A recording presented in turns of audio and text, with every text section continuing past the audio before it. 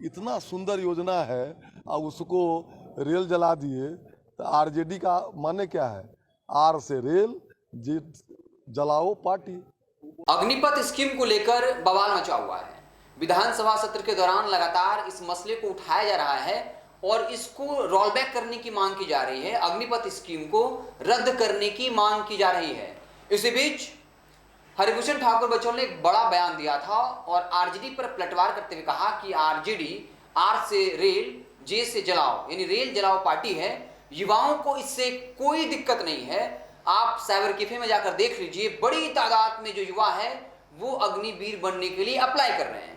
इसके पहले प्रमोद कुमार गन्ना मंत्री हैं, उन्होंने भी ये कह दिया था कि जिस पर भी एफआईआर दर्ज हो चुका है, आपराधिक मामले दर्ज हो चुके हैं, वो अग्निवीर नहीं बन पाएगा। इस तरीके से कई तरह के जो है सवाल उठाए जा रहे हैं। पहले आप सुनिए क्या कुछ कह रहे हैं हरिभूषण ठाकुर बचौल, फिर बात कर। मैं तो चाहता हूं कि सामाजिक जीवन के प्रत्येक क्षेत्र में अग्निवीर हो, एमएलए एमपी अग्निवीर हो, मुखिया अग्निवीर हो, सिपाही अग्निवीर हो, डॉक्टर अग्निवीर हो, आईएएस अग्निवीर हो, आईपीएस अग्निवीर हो।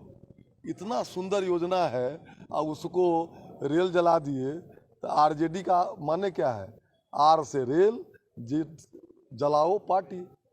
तो अग्निवीर को लेकर पूरे देश में बवाल मचा हुआ है। बिहार की सियासत में एक तरफ कांग्रेस की तरफ से कन्हैया कुमार जो है वो सत्याग्रह कर रहे हैं, अग्निवीर स्कीम को रद्द करने की मांग कर रहे हैं। विधानसभा में आरजेडी पार्टी जो है वो इसका विरोध कर रही है, अग्निपथ स्कीम को रोल बैक करने की मांग कर रही है। वहीं बीजेपी के नेता जो हैं वो एग्रेसिव मूड में, वो कह रहे हैं कि किसी भी हालत में अग्निपथ स्कीम जो है वो रोल बैक नहीं होगा, रद्द नहीं होगा। और इसके फायदे गिना रहे हैं।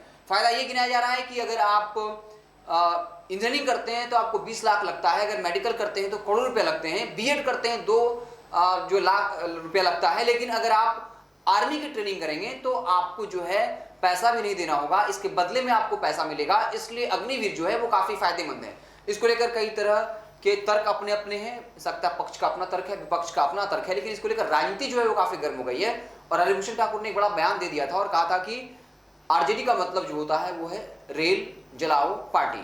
तो सरकार अपनी मंशा साफ जाहिर कर चुकी है कि वो जो है अग्निपथ स्कीम को रोल बैक नहीं करने जा रही है। और इसकी सबसे बड़ी वजह यही है कि ये आंदोलन जो है उसमें हिंसा हो गया और अब सरकार को मौका मिल गया है ये कहने के लिए कि आम लोग तो इसके विरोध में है ही नहीं। और कई लोगों पर जो है एफआईआर दर्ज हुआ है। कहा जा रहा है कि जिस पर भी एफआईआर दर्ज हो गया है किसी को भी अग्निवीर बनने का मौका नहीं मिलेगा। लेकिन इसको लेकर एक सवाल ये भी बनता है कि नीतीश सरकार में 64% मंत्री ऐसे हैं जिन पर आपराधिक मामले दर्ज हैं, 50% मंत्री ऐसे हैं जिन पर गंभीर आपराधिक मामले दर्ज हैं।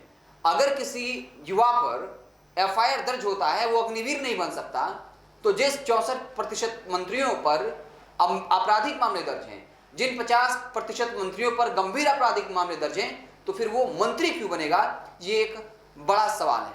खैर, आप देखते रहें NBC 24। हम आपको बिहार की तमाम छोटी बड़ी खबरों से लगातार अपडेट करते रहेंगे। बहुत बहुत धन्यवाद।